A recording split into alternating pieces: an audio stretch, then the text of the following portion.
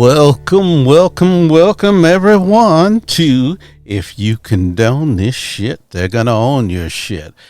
And I am the Scalwag, and I am here with my co-host Big Kenny for season. Hey Kenny, it's season 3, episode 9. Okay, what's the first topic of du jour? And we recorded this podcast on August the 18th, 2024. So I got to put it on there for reference.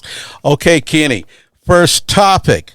Hey, I nailed this shit down like a sniper shooting at a bulldog 15 feet away. I got go ahead. You called it. You called it way before I even knew who the hell it was.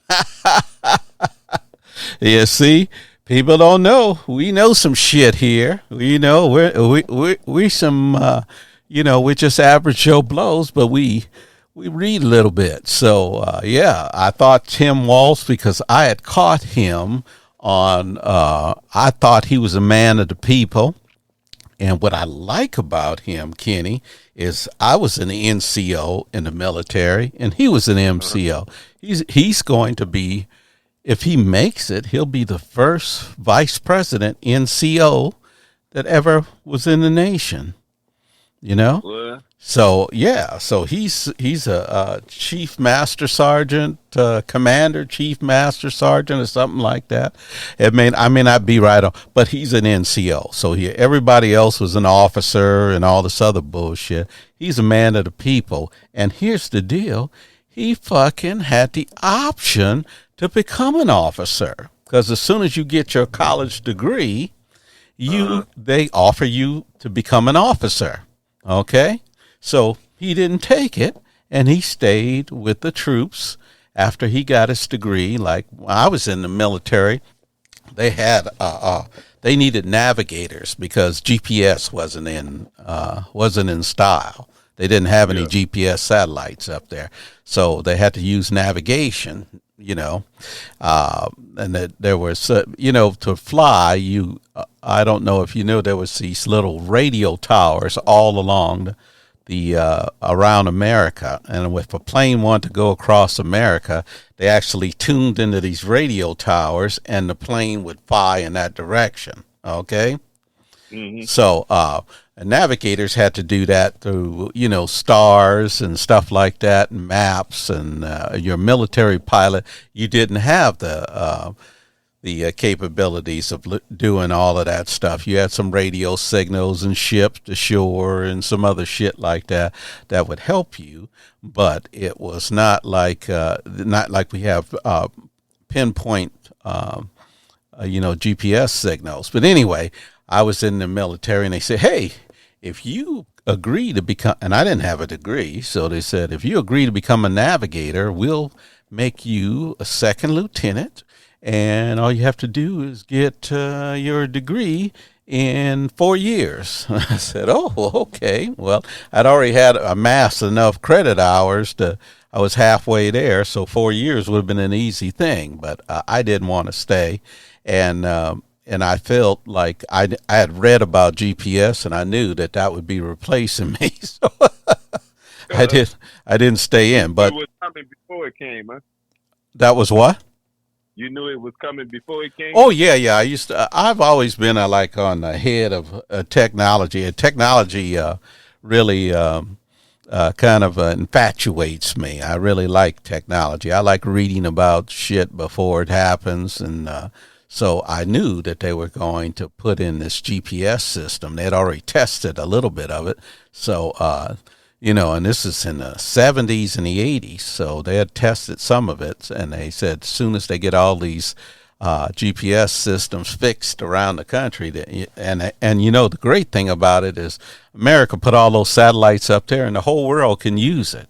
They don't restrict anybody. They could have just put it on a separate signal and say, oh, only people in America could use it. So, that was a a wonderful gift. But America does a lot of wonderful gifts to the world.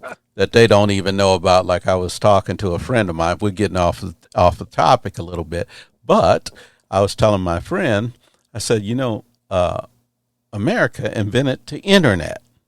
Okay, we invented the most successful archive of information that mankind has ever had.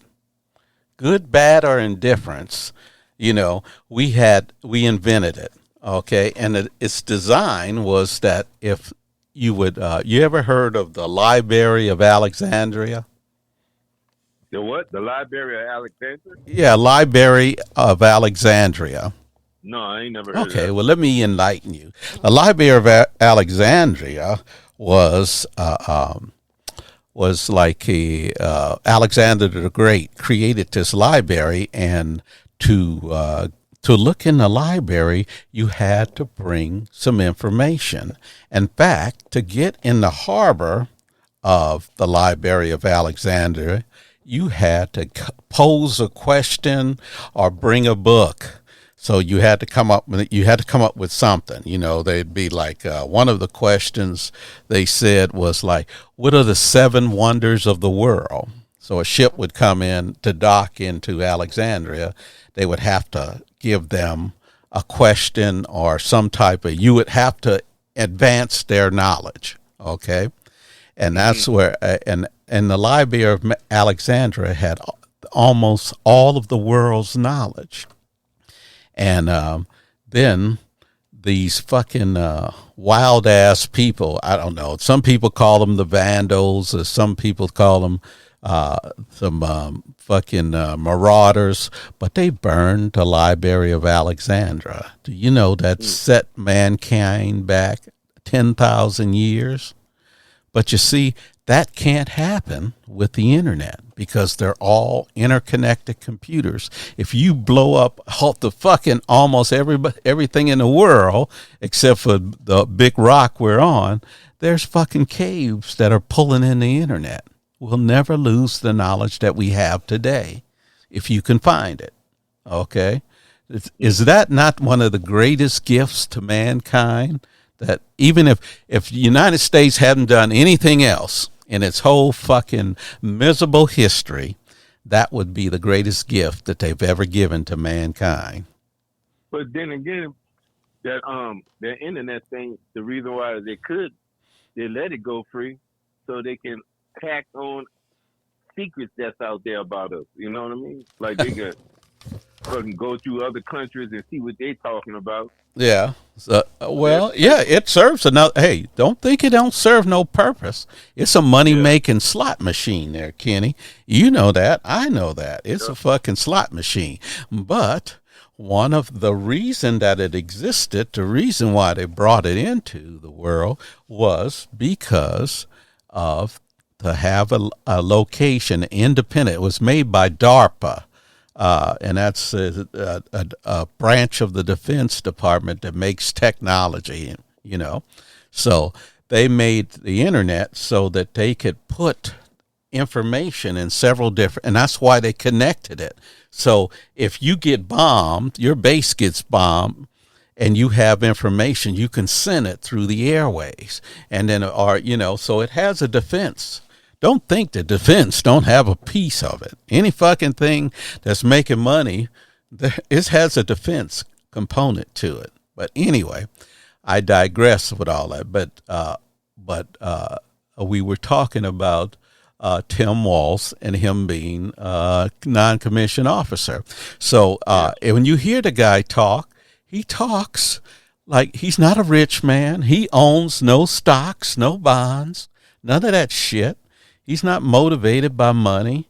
He's motivated by, his family and his community, which is, I find refreshing. I don't know about you, Kenny, but I find that refreshing that, you have people in there who all they care about is money, amassing money. Here's a guy, he ain't rich.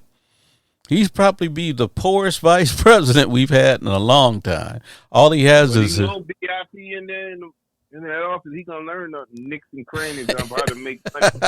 You think it'll corrupt him, huh? Hey, every one of them motherfuckers in that corrupt, bro. Somebody pocket. You see, I call people call me a pessimist, but you're a super pessimist. You think everybody's fucked up. Everybody fucked up, bro. Everybody making money. Yeah. Behind the scenes. Well, I don't know about that. You know, like there's some people like Bernie Sanders, and that fucker. You know, they said he's got $1 million. I know he's got $1 million, but his wife. Well, his wife left him. His wife mother died and left him a big old, like almost $1 million house. So there's $1 million right there. He ain't living in it. So, you know, but I think he's a man of the people. I think you'll find that there's a smattering of people. Do not give up all hope. You know what the sign on above the hope above the gates of hell says, right? What? Abandon all ye who enter, abandon all hope. See? So what I say, there's always hope, and that gets us back to this thing about the Kamala and Tim Walz is because he's Walz, and I call it Walz because it's spelled like Walz, but it's Walz. Anyway, you know what he said when she introduced him is that.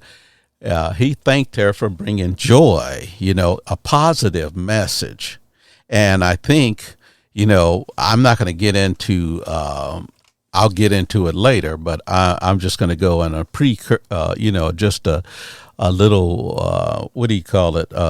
Overview by, that's where Biden was running on a thing about when he came in, he said, let's get rid of Trump. You know, Trump's fucking evil. Okay. Yeah. I got that, but you can't run against that. See, elections are about hope. It's about the future and not about the past. Well, his election, he got through it with hope, with fear, because everybody feared fucking Trump. We just came through a pandemic. The fucker lost millions of jobs. He was totally inept, a horrible president. But so everybody said, let's get rid of this motherfucker. But, and he did do a lot of good things for the economy. Look at the fucking stock market. Stock market's off the fucking chain. Everybody's making money in the stock market. If you got money in the stock market and ain't making no money, something wrong with you, buddy. Because everything making fucking money, Everybody, when they talk about, like Trump says, 401k. You got a 401k, Kenny? Not no more. Yeah, I got one. Okay. I got one. With the financial, some bullshit, Fidelity. Okay, see, you got a 401k.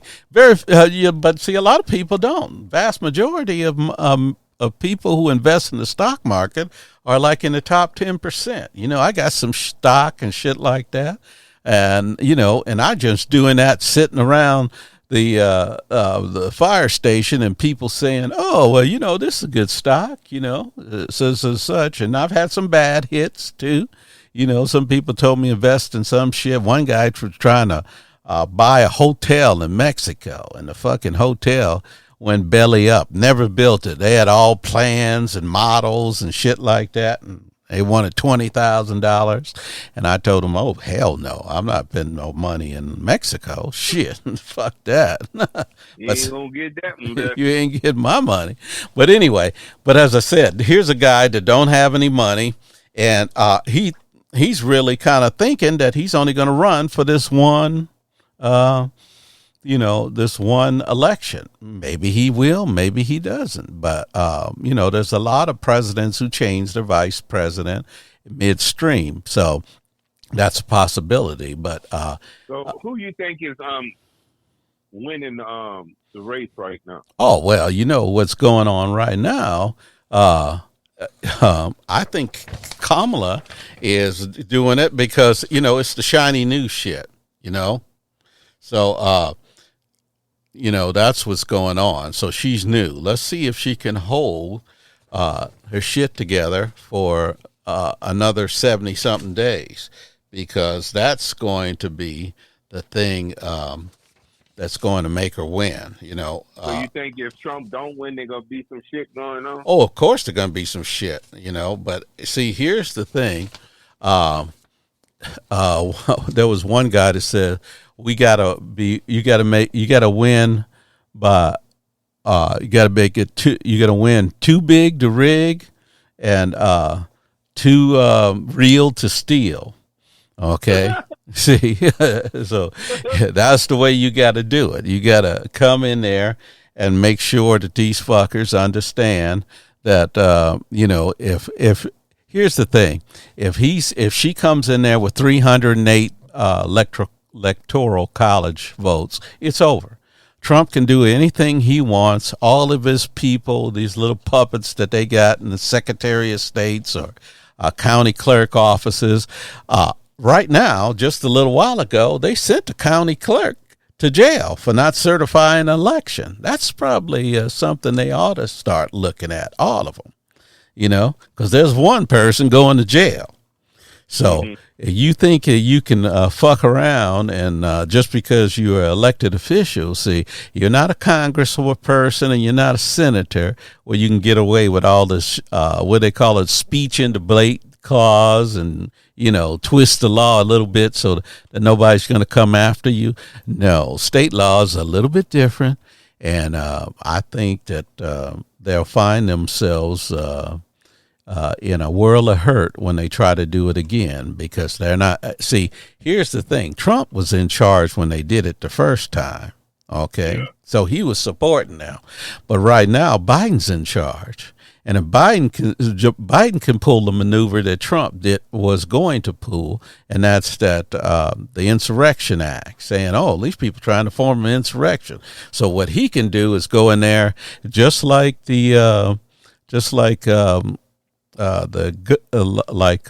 Truman did. Was it Truman?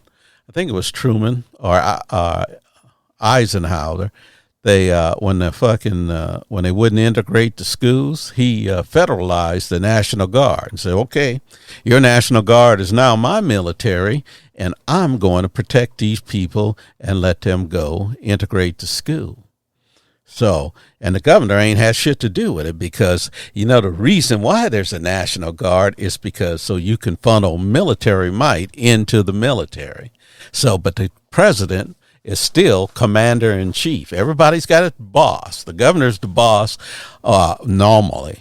But when he federalizes the troops, that's what it becomes. But anyway, right now, I think Walz is going to carry a lot of the Midwestern states because he's one of them. J.D. Vance plays this false populist, like, oh, he did that hillbilly elegy shit. Well, he said he was born in a hillbilly. The guy grew up middle class. His mother was a nurse. He always had a middle class upbringing. He went into the military, got the GI Bill, went to an Ivy League school, got out of that, went to the Silicon Valley, went to hedge funds, made money. Now, how is he? He's a millionaire. This guy, he's up against a guy that ain't a millionaire. Who, what's his motivation? What's this guy's motivation? What do you think Tim Walz's motivation? I saw a picture of him when he was a teacher at school, getting down on his hands and knees on the first day of school, tying some little kid's shoelaces. That's the kind of guy he is. See, he's not, and as I said, his character would be, you can't question it, because, like I said, he could have took an officer's fucking assignment, but he says, I'm an NCO, I'm staying NCO. He's got a master's degree, and he could have went. You get a master's degree, that means you go in like a captain or something in the military. Uh-huh. Okay, so he didn't even take that. So that's what I'm saying. I think the guy has legitimate populism. He understands the Midwest, And I like the shit that he's talking. And one of the things is that, like all these Republicans are always in other people's business. And he says, you know what the golden rule in the Midwest is? Mind your own damn business. It might not be. Ain't nobody doing that shit, bro. Ain't nobody do that. I do it. I don't give a fuck about nobody else. People would tell me where I work. They used to tell me about somebody having an affair. Ain't my fucking business. I don't give a fuck about their extramarital affairs. I didn't give a fuck about that. I mind my own damn business. I got my own house to keep in order, right? Hey, who's going to be in judge of you? Like, I mean, you a believer. Who's going to be standing? I'm not going to be standing next to him when Judgment Day comes. He's going to be standing there. He's going to be the one that's going to have to live for his sins. But, you know, we all want, all these people. I've never met a motherfucker with a perfect life. Have you ever met that motherfucker? Hell no. Yeah, you tell me about it. These fuckers. So who are you? Who is anybody to judge your thing? You don't like gays. You don't like trans. You don't like this. You don't like people, the books they read. Well, fuck you. Don't read the books. Don't fuck it. You don't have to go out with a transgender person, and you don't have to go after a gay guy. You know, I had a friend of mine who was gay, and we used to go to Christmas parties together. Okay. And he told me, he said, why the fuck? He said, I don't know where all these men coming up and saying, worried about being around a gay man. I don't want you. I don't want no straight man. I want somebody who wants me. What the fuck? Why would I want somebody that don't want me? He said, bro, huh? Black people cannot mind their own fucking business. There you go. That's it. They can't mind their own fucking business. Stick it. Hey, if your life is so great, write a book about it and tell the world and see if people emulate it. Maybe it'll be as popular as the Bible. But other than that, your shit stink like everybody else. You're going to die like everybody else. So, hey, live your life. If that's what helped you. I had a friend, we were sitting at the kitchen table, and he comes up there and says, well, aren't you against abortion? I said, why would I can't have an abortion. I'm a man. He said, well, yeah. I mean, but what about all the kids? I said, hey, that's not my choice to make. I'm not going to force somebody to have a kid that don't want a kid. I'm not. My own fucking problem to be worried about. Yeah, that ain't my fucking. Oh, but what about all? Hey. Kids have been dying in birth for a millennium, so you're going to change the course of history. You know, if your life is so great, then write a book about it. Tell the world. You know, but other than that, stay the fuck out of other people's business because your life ain't perfect either. Nope. You know, so and when I find that motherfucker with the perfect life, I've seen people I've envied, Kenny, but then you'll see. I've seen people that I've envied saying, oh, they leave a charmed life, you know. I had a guy that was fucking working with me. He had a wife that was his wife. Well, this is just general. I don't want to tell too much tales out of school. But this guy had a wife that was a nurse, and she was beautiful, looked like a supermodel. And, his father bought him a fucking farm and a plane to drive his plane into, to leave every day. When he got off of work, he jumped into a twin-engine plane to land on his own runway at his house. And you know what?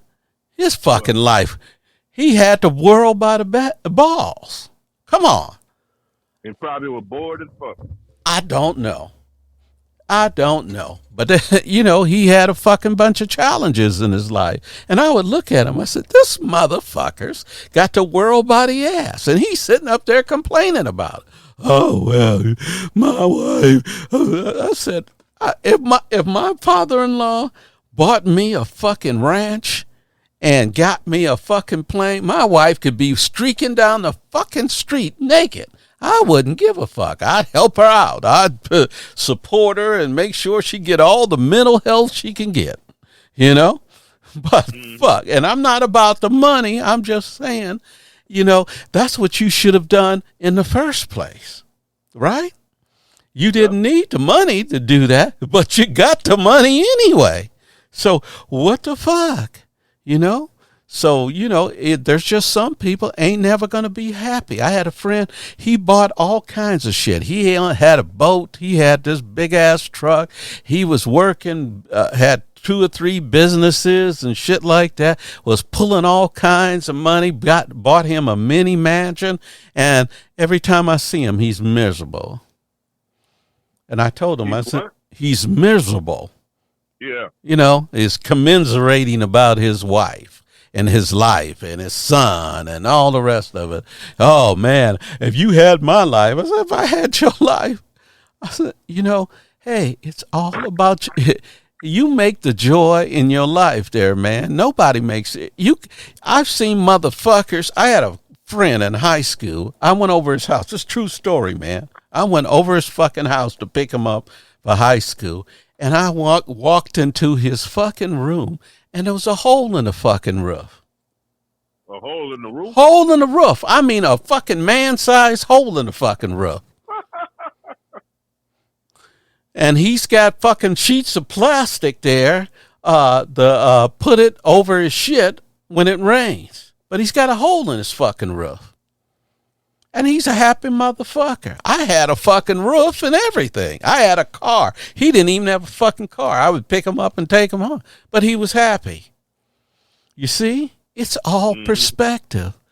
It's not about what you got. It's about what you value, what you have. Okay? That's what I'm talking about. So anyway, that's what I'm saying. But I think Tim Walz kind of makes that a trueness. But anyway, hey, you know, I always like to give our listeners a little bit about history.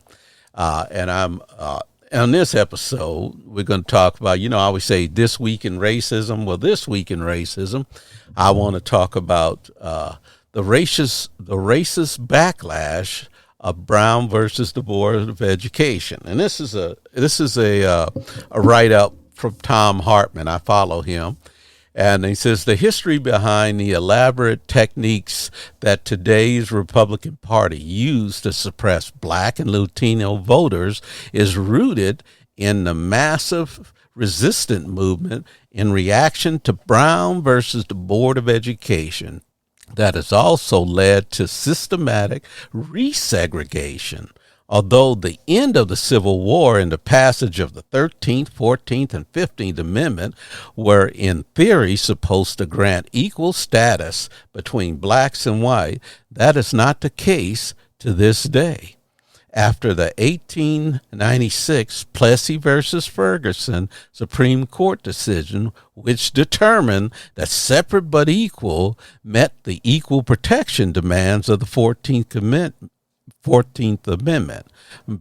Virtually every public school system in America that hadn't already been segregated along racial lines set out to do so. Now let me I want to put a pin in this fucking hand grenade right here there, Kenny, and I want to tell our listeners that the fucking Supreme Court has been the arbiter of fucking bullshit ever since his existence. Okay?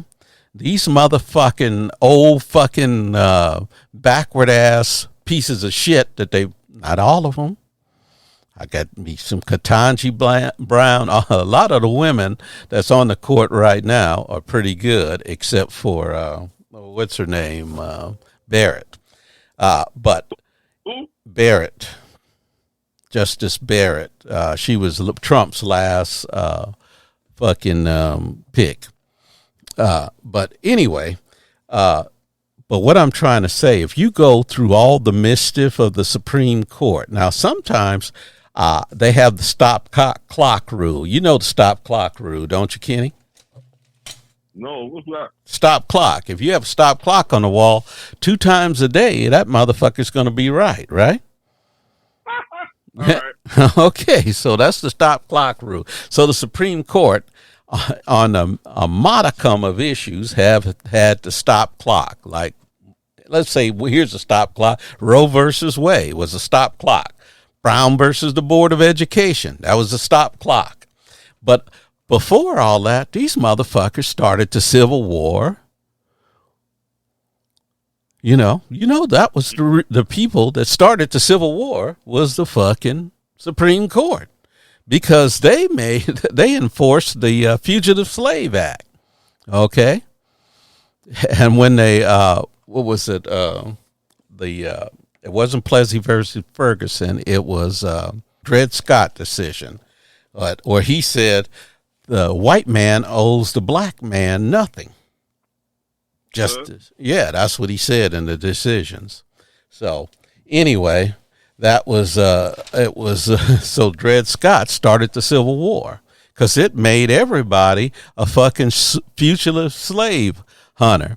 And then Lincoln said, I'm not going to enforce this motherfucker. And then the South seceded from the Union. So understand what I'm saying when I tell you the Supreme Court has started more shit than anybody else. And it's because we hired a lot of backward motherfuckers, which I will get to in a minute. Okay. Now I'm going back on script here to Kenny.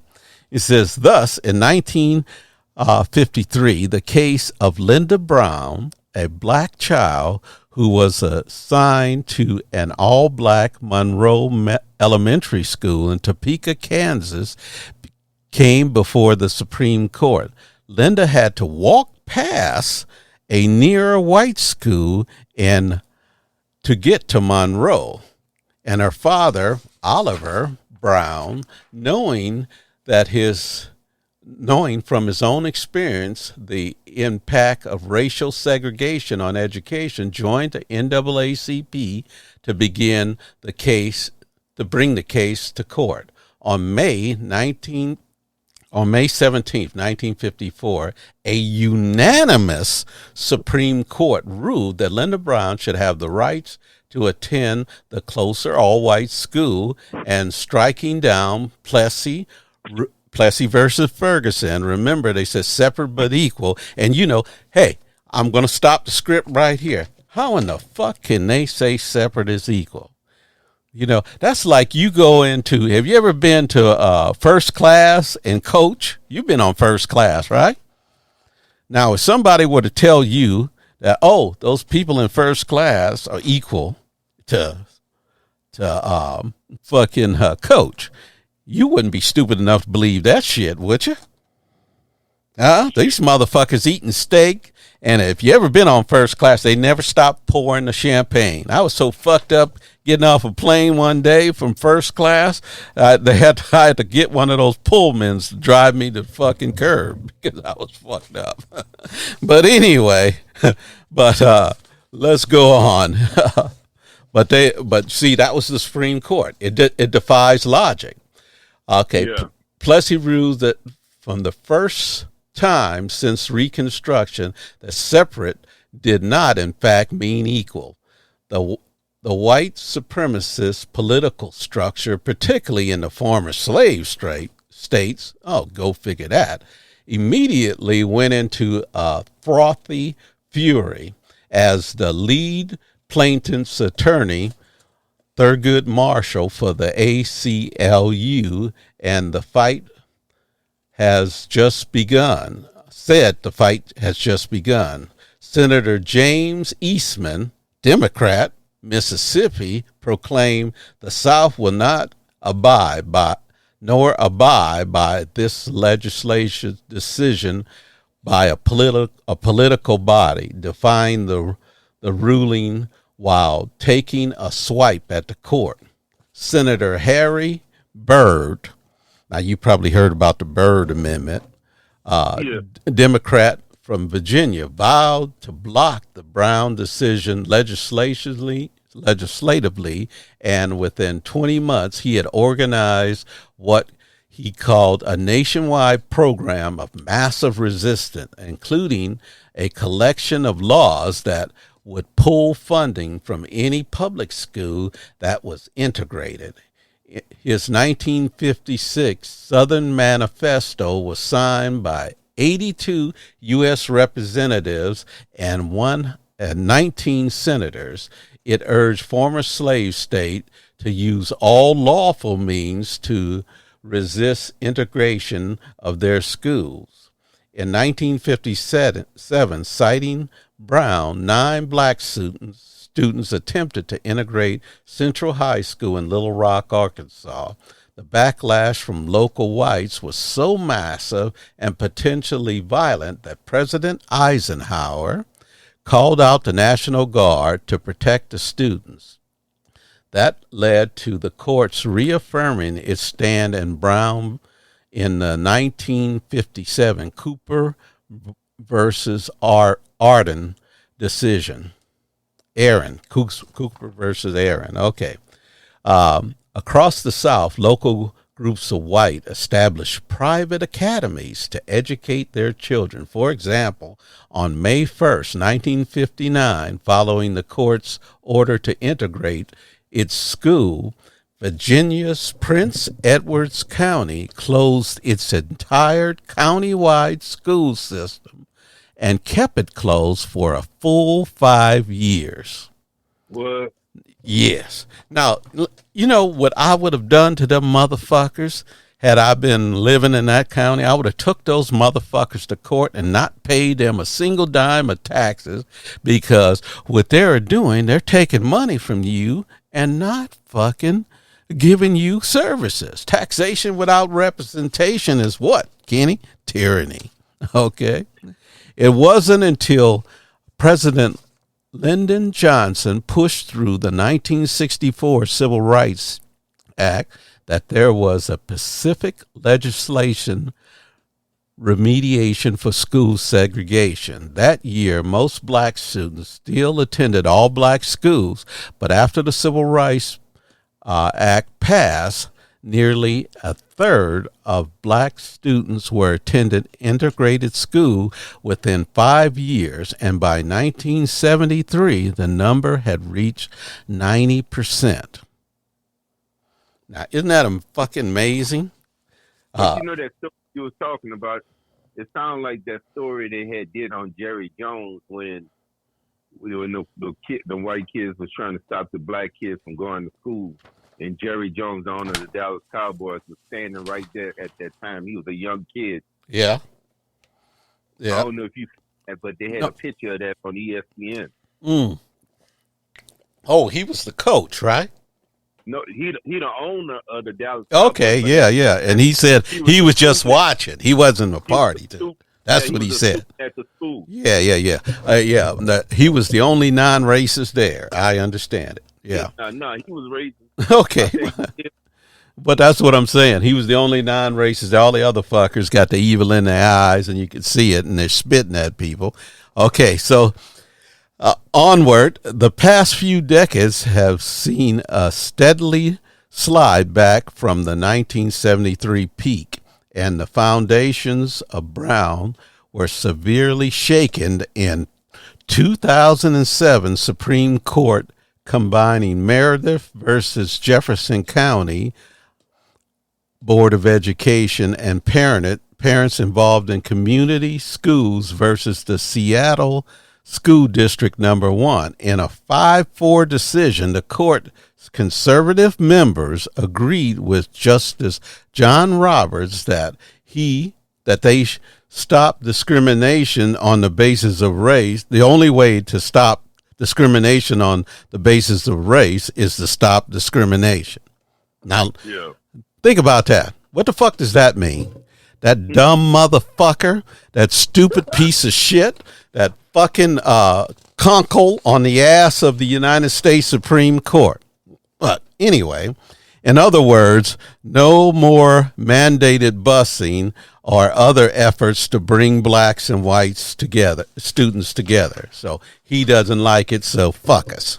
Anyway, so Justice Stevens and Breyer wrote and delivered from the bench with unusual veracity, scathing dissents, much like those from later courts in 2013 when Chief Justice Roberts proclaimed while gutting the Voting Rights Act that discrimination in America was essentially over and no longer needed legislative remedies. And you know why he cited that, Kenny? What? Because we had a black president. Ain't that some shit? One black president, and we all free.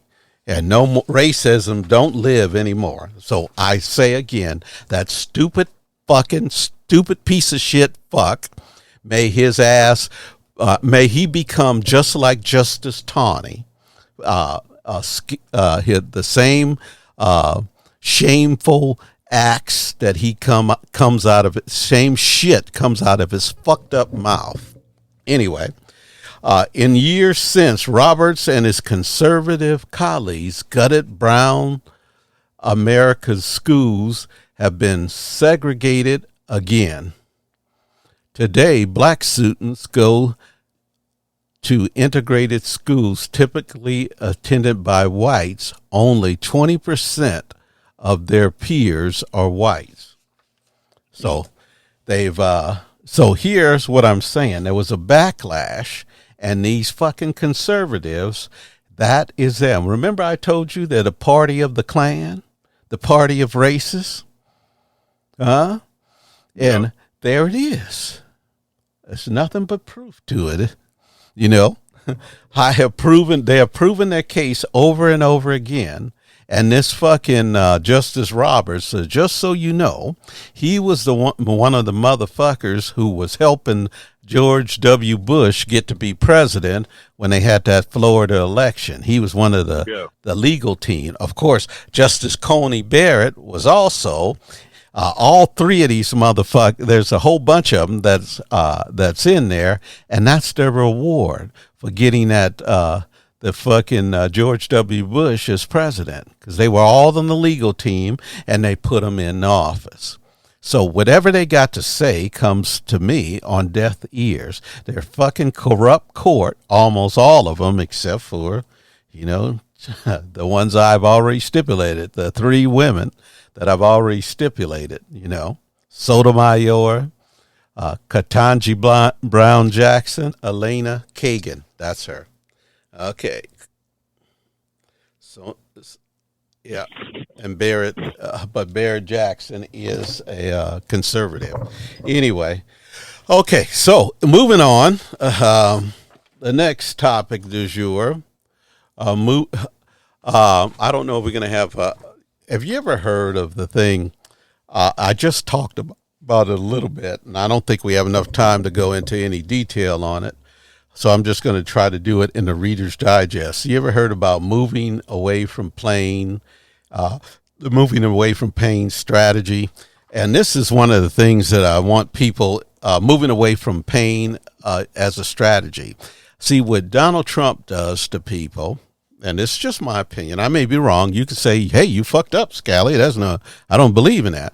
But one of the things he does, he scares the shit out of people.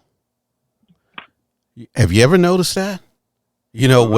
When he was inaugurated, he said it was a hellscape. America was a hellscape, and he was going to change it.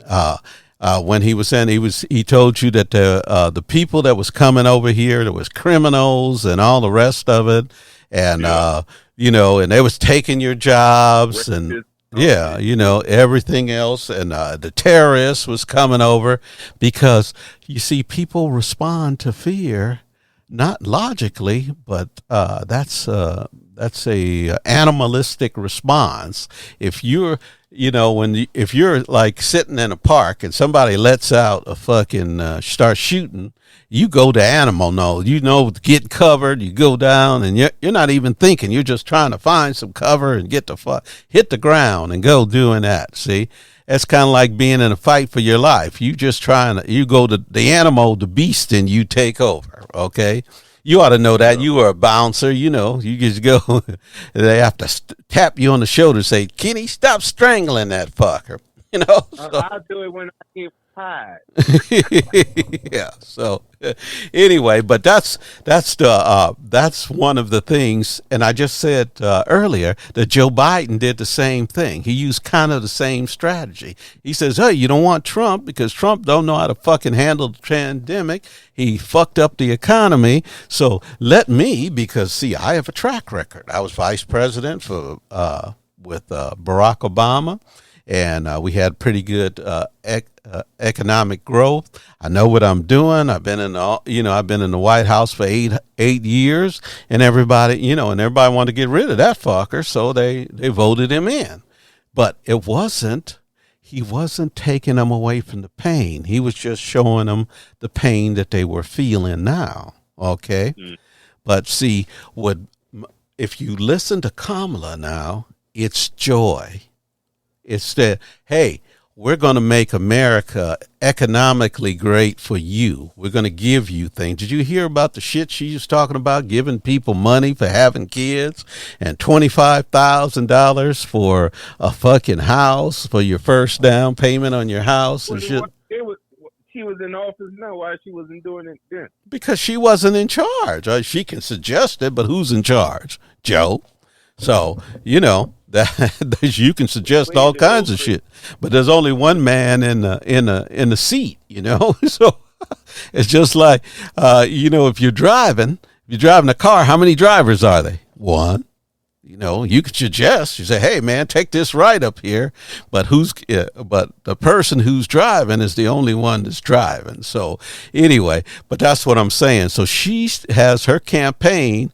That's what Tim Walz said. Hey, thank you, Madam Vice President, for bringing the joy back into the election. Taken away from that. She's not sitting up there casting aspersions. She does.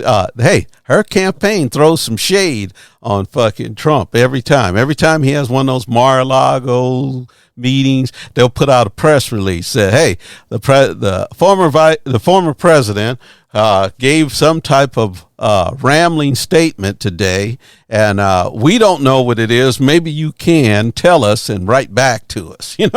They say some shit like that. He said, but he was rambling and saying this and, telling us, said multiple lies. Here's the following lies, he said. So they're throwing shades on his ass each time.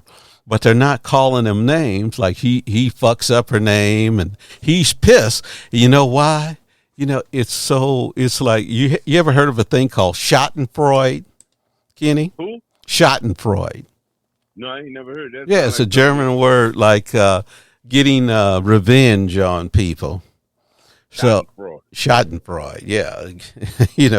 So that's what would happen. If this happens, this is going to be the greatest Schadenfreude that you'll ever know. See, remember, I'm a prognosticator, and that's a soothsayer, fortune teller.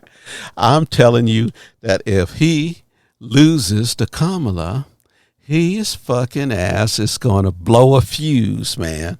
He's going to have a fucking stroke that night. You know why? Because someone that he thinks is beneath him has kicked his fucking ass, So that's just worth the cost of admission there, Kenny, just to watch him fucking sit up there and blow a fucking circuit in his brain. Because you see, that's it. And you probably had this. You ever heard of the, you've heard the word, I've used it several times, paradigm, right? You've heard it from my brother, but a paradigm is a belief system, okay? A thing in a paradigm is like if you, we all know gravity affects everything. So if you throw a pin up in the air, it's going to fall to the ground. That motherfucker floats in the air, you be fucking bewildered, right? So what the fuck? There's a trick going on there. You'd be looking for strings and shit like that. Well, that's a paradigm. That's a belief that's burned in your brain. Another example of this is the college course paradigm that they used to remember, and maybe it wasn't in your generation, but in my generation, these motherfuckers used to have Rolex watches, and they still people that have Rolex watches, right? You've heard of them.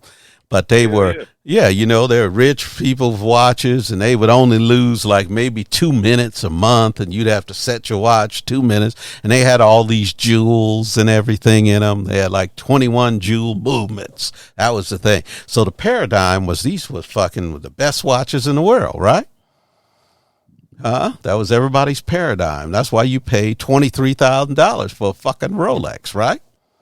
Mm-hmm. That's a cheap one, right? So anyway, but that's a paradigm because that's something you believe is true. Well, white people have their own paradigm too, because they've been brainwashed through all these fucking shows, Amos and Andy, and watching criminal black people on the television screen, and and their mothers and fathers and uncles telling them how poorly educated, which is not true, which is not true, because see, they also manipulate the school boards and the taxes. And just as I read about Brown versus Board of Education, they'll send your kids to school, and put for every $4 they give their kids, they'll give you one. So how can you make geniuses? But they wouldn't be spending 4 if they could spend 1 to get the same educational quality, would they? So what they're doing is shortchanging your kids. So when we crawl out of the mire of the poor education that they give us, and one of the great things about me, I went to a poor school when I was in high school, and luckily, I'm not saying I went to I will say it was the 3rd best high school, and I went to the worst. Okay, I'll tell you the worst school I went to.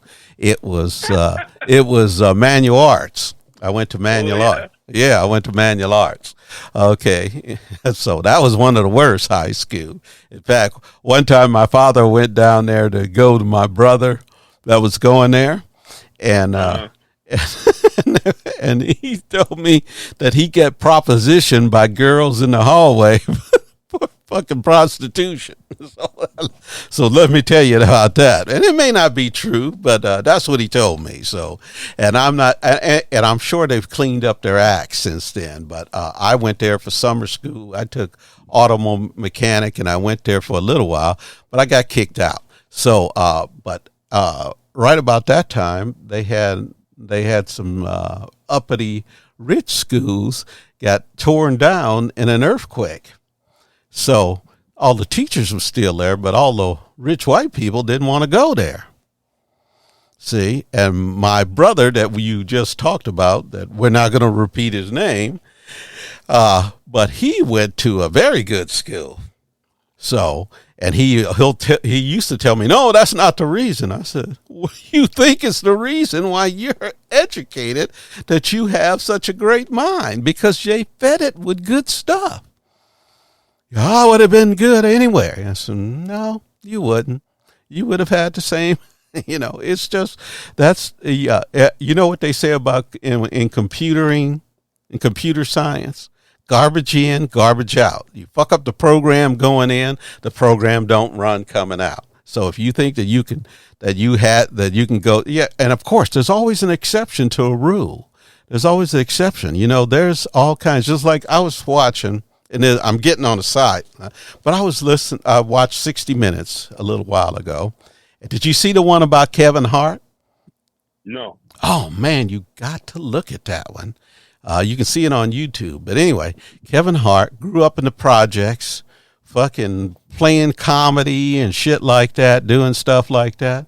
And here's this kid that, for the grace of God, he went through all of the turmoil. He had a brain on his shoulder, and he's almost worth $1 billion.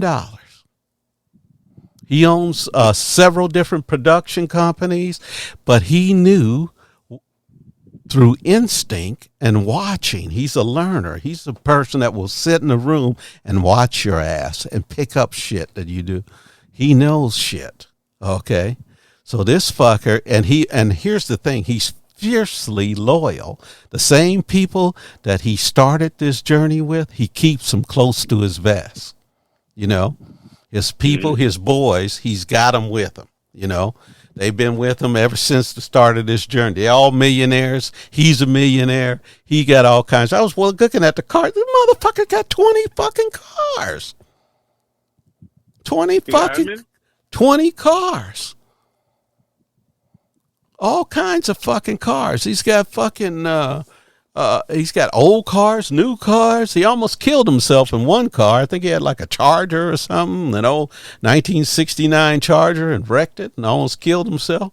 But he's got all kinds of fucking cars. He's got, you know, all kinds of shit. I mean, look it up on YouTube. Kevin Hart's car. This motherfucker is filthy rich. But you know what he does? He gets up every morning, works out, has a workout regime. He is a workaholic.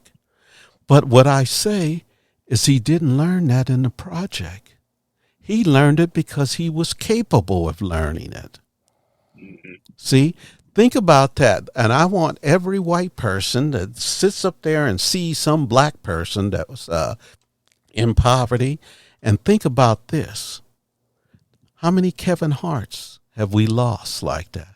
How many people have we lost in Mississippi and Georgia, left them in poverty, great minds that could have been geniuses that helped push mankind forward. But because of your stupid, arbitrary, fucking, what do they call it? Race, construct that, of racism, that you don't give them a chance. You don't give them a equal opportunity. But see, and that's the shame of America, because it's failed its people. It's failed itself. Okay. So, but that's what I'm saying. It's just, think about that. All of those before the Brown versus Board of Education, how many young minds did we lose?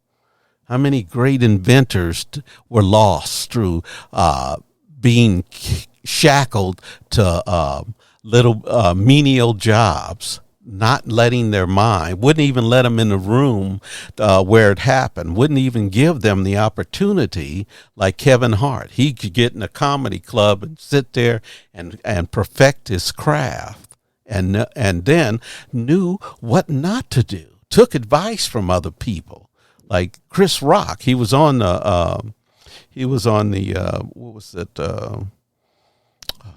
what's the fucking name? The guy that was a fucking comic at the turn of the century in the 19th, Will Rogers? No. What is the fucking, the guy that wrote Tom Sawyer? Tom Sawyer. Tom Sawyer. Who wrote it? I'm asking my phone. Okay. Mark Twain. Okay. Mark Twain, he received the Mark Twain Award for comedy just a couple of months ago. Okay. Oh, I've got, anyway. So he received the Mark Twain Award. And all great people have gotten it, like Eddie Murphy. What's another one who got it? Dave Chappelle. I think he's only done it like 40 times, probably less, but he's got the Mark Twain Award. And, you know, but what he really appreciates the peers and people but that's what I'm talking about. Just think about all the people. And I've seen people in my life, I've seen people with greater knowledge than I have, and they were lost because either drug abuse. I had a guy that I went to high school with, and he was a brain. I mean, fucking smart as hell. Got into drugs and never got out of it. So, you know, that's what I'm talking about. This is the shame of America, because you have more melanin in your skin, they think in that paradigm. So that paradigm is like, I've been around people and they'll say something like, one day I was sitting in the fire station, and I was playing they were playing Jeopardy was on television. And, you know, you ever seen the thing called the yin and the yang? I heard about it, but I ain't Okay, never seen there's it. a symbol. It looks like it looks like two fishes together in a circle. Okay, and that's what they Oh, that's call. like a coin. Yeah, yeah, the Or yin and the like the yin yang. and the But yang. I was sitting there and I was getting all the answers right in Jeopardy, and the guy told me, "So where the fuck did you learn that from?" I said, "Because I went to school." You know, but his paradigm was that, all the black people he had met, because he lived in he lived in segregated um, Arizona. He didn't know that many people because they were paying that dollar for that education, and then they expect everybody to come out being fucking Einstein. So we only gave you $1, but you got to be able to stretch that dollar, son. So that was the shit. That's what I'm trying to say. So their paradigm was fucked up. See, and that's what's going to happen to Trump. His paradigm is going to get fucked up. See, because he, in his racist core, he can't believe that any black person, and that's the thing. Well, listen to what he says all the time. She's dumb. She's not smart. He's playing that racist trope, and I just hope in my heart of hearts, Kenny, because, I've been really hurt by America, and not because I'm not a pessimist, because I am, but because, in my heart I thought we had evolved beyond racism, but Trump has turned on the UV light, and, it's like going into the house in the project. You turn on the light in the middle of the night and there's cockroaches all over the floor. So, that's what I'm talking about, that this racism is so ingrained with people, and and they think it's all natural. He has given them license to talk their shit, to say the things they want to say. And I just heard a guy, he was talking about, they were saying how racist, and it was a Hispanic guy, and he said, well, I don't see him as racist. And I thought to myself, you're part of the problem. See, I've never backed up anybody saying that they're not a racist, because some racists has a selection process. They like some people, Some people, they'll like one black person, but they won't like another black person. If they feel comfortable with you, they don't feel intimidated by you, and you won't never know they're a racist, but they can still be a racist,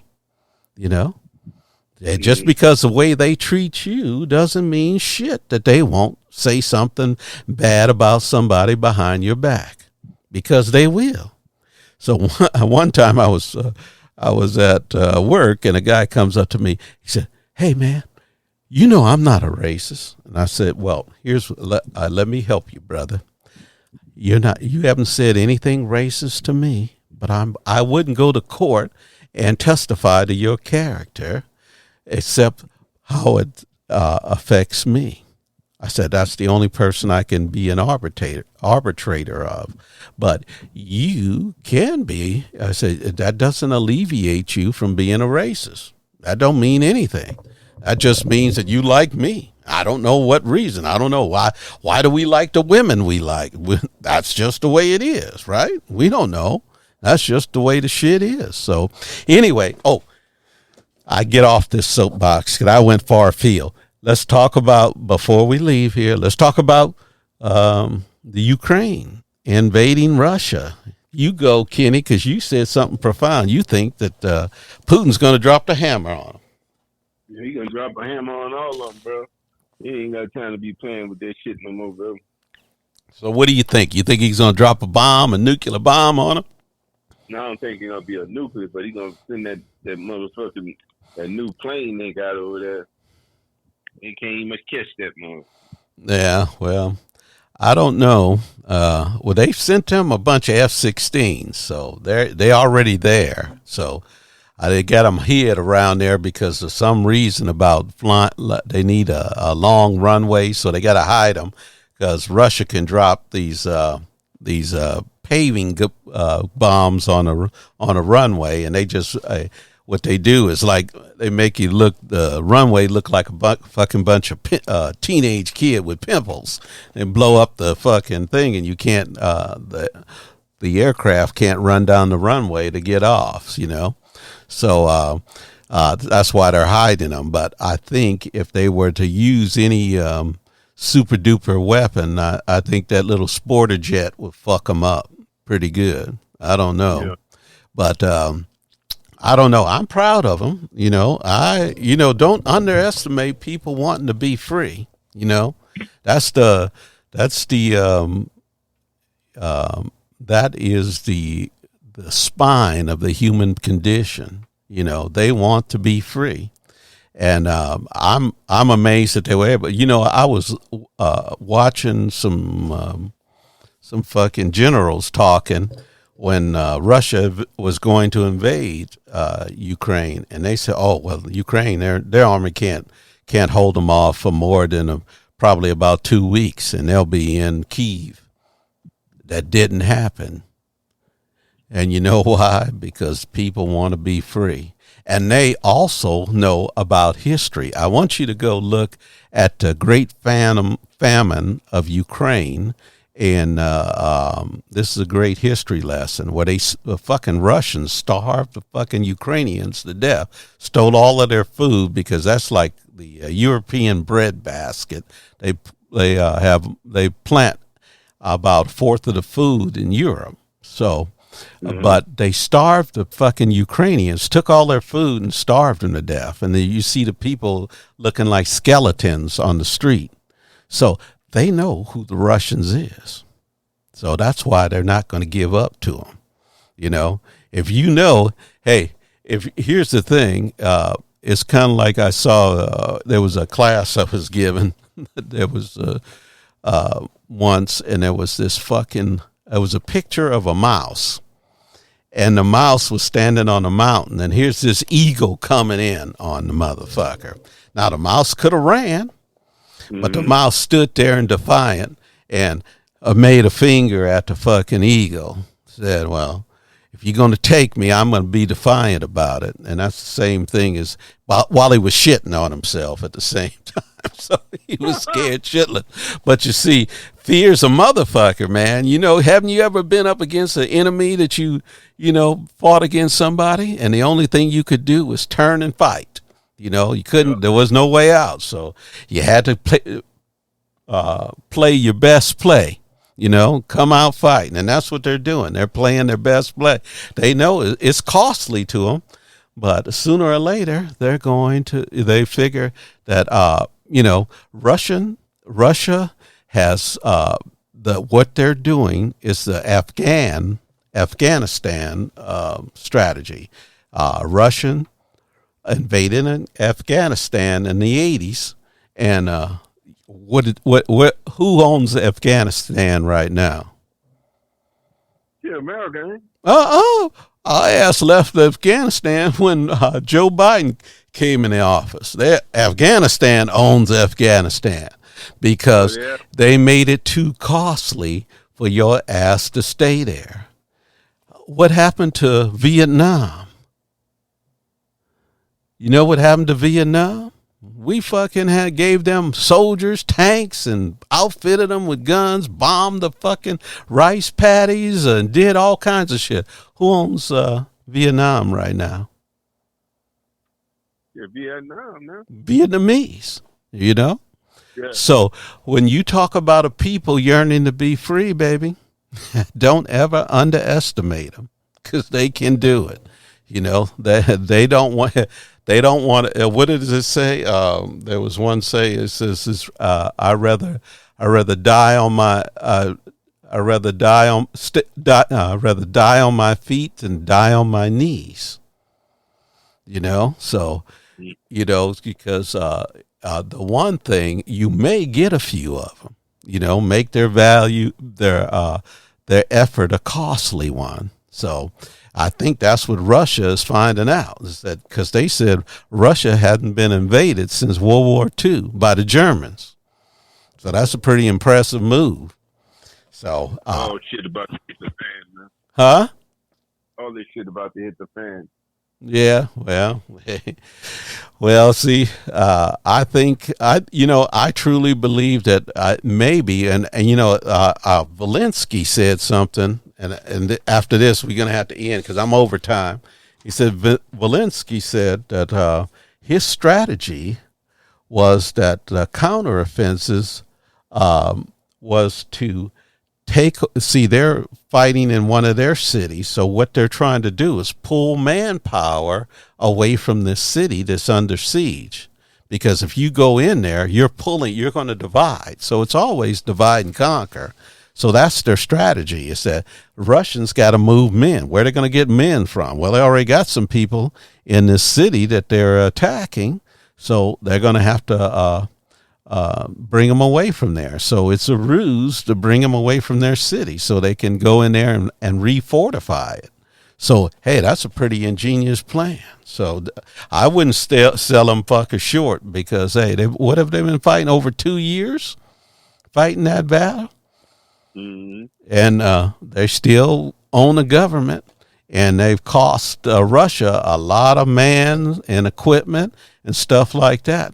And if they continue on, Russia is only going to be a paper tiger. They had to go over to Korea and China to get munitions because they run out of munitions. So there you go. Your battle is being costly. So can you? Here's the thing. And what it does? Think about this, Kenny. This is going to be some Einstein level shit. But you're pulling away from the people that you're worried about, because China wants to go over there and attack Taiwan, right? Mm-hmm. Okay. But if they're feeding Russia with munitions that they would need to attack, what did you do? You killed two beasts with one blow. See, that's what I told you about when you was asking me, why are you giving them weapons? I said, because the enemy of my enemy is my friend. Because what they're doing is pulling all of those people. And then we'll look about North Korea. North Korea is the biggest threat to South Korea.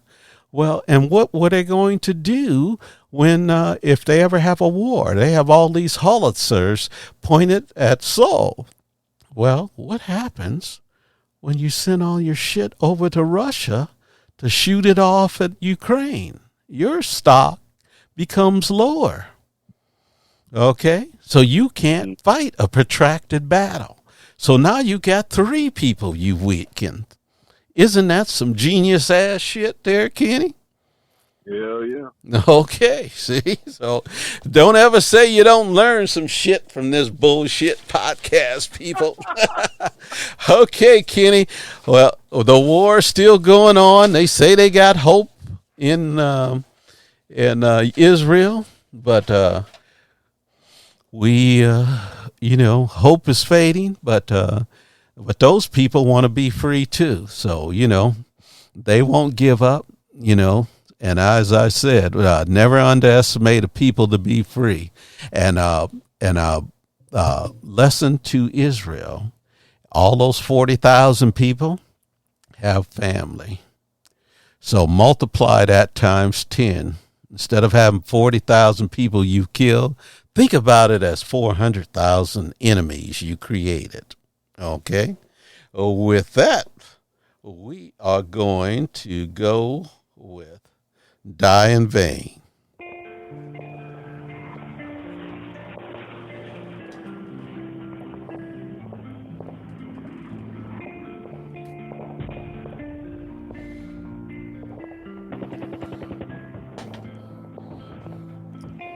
The world is spinning out of control, a never-ending cycle of blood and soul.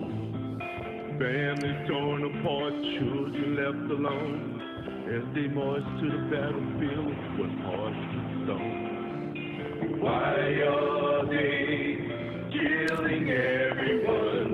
Is it worth the damage done? Our tears fall like the rain as we watch them die in vain.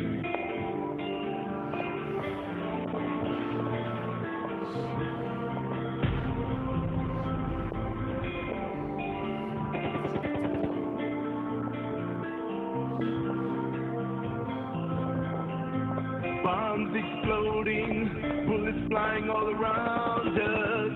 There's no denying the horror of war. The price we pay for our leaders, greed, day after day. Why are they killing everyone? Is it worth the damage done? Our tears fall like the rain as we watch them die in vain.